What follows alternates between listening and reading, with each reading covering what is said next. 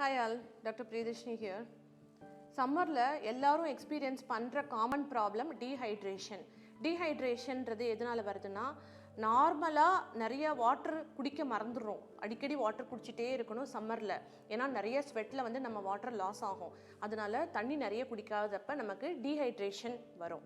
இந்த டீஹைட்ரேஷன் நமக்கு மற்ற காரணங்களும் இருக்குது வர்றதுக்கு, லைக் வாமிட்டிங், டயரியா, அந்த மாதிரி காரணங்கள் கூட இருக்குது. ஸோ இந்த டீஹைட்ரேஷன் வர்றதுனால என்னென்ன ப்ராப்ளம்ஸ் வரும் அப்படின்னா, லைக் நம்ம டீஹைட்ரேஷன் வாட்டர் கம்மியாகும் போது நமக்கு எலக்ட்ரோலைட்ஸ் லெவலும் வந்து அஃபெக்ட் ஆகும்.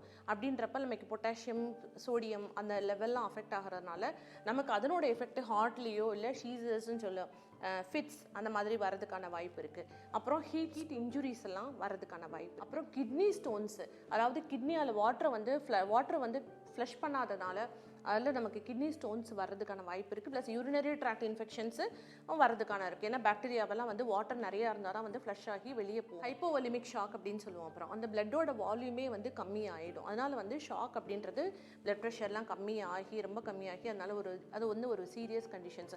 ஸோ இதெல்லாம் வராமல் இருக்கணும் அப்படின்னாக்கா நல்ல வாட்டர் இன்டேக் எடுத்துக்கோங்க மறக்காமல்.